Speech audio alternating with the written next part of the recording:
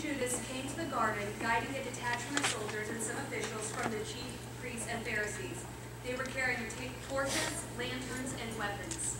Jesus, knowing all that was going to happen to him, went out and asked them, "Who is it you want?" "Jesus of Nazareth," they replied. "I am he," Jesus said.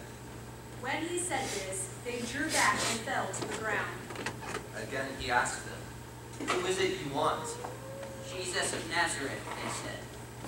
Jesus answered, "I told you that I am he.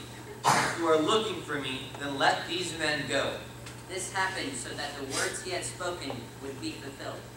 "I have not lost one of those you gave me." "Are you the king of the Jews?" asked Pilate. "You have said so," Jesus replied. The chief priests accused him of many things. Pilate asked him, "Aren't you going to answer? See how many things they are accusing you of?" But Jesus still made no reply, and Pilate was amazed. He was oppressed and afflicted, yet he did not open his mouth.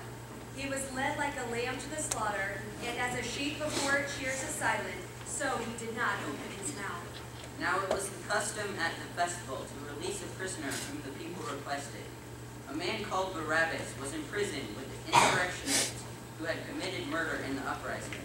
The crowd came up and asked Pilate to do for them what he usually did. "Do you want me to release to you the king of the Jews?" asked Pilate.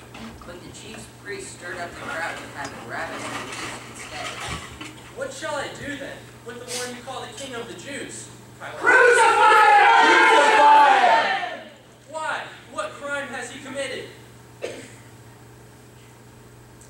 Wanting to satisfy the crowd, Pilate released Barabbas to them. He had Jesus flogged and handed him over to be crucified. Then the governor's soldiers took Jesus into the praetorium. They stripped him and put a scarlet robe on him. They twisted together a crown of thorns and set it on his head. They put a staff in his right hand and knelt in front of him and mocked him. They spit on him and took the staff and struck him on the head again and again.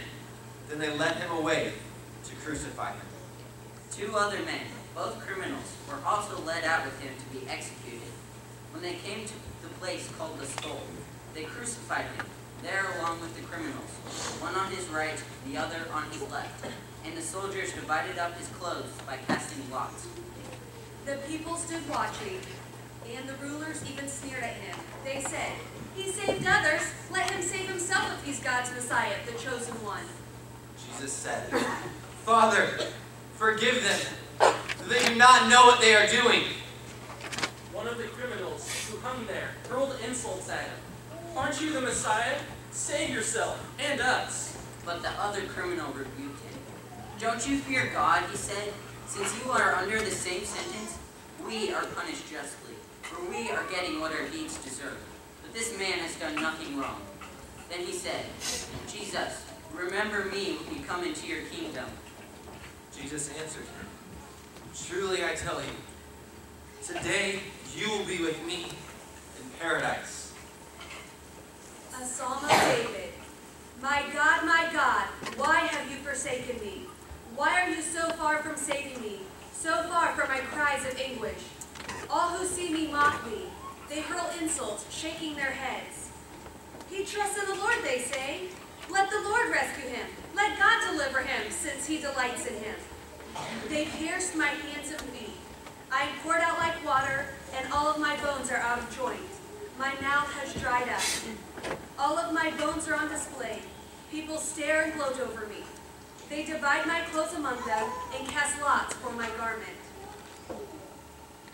At noon, darkness fell over the whole land.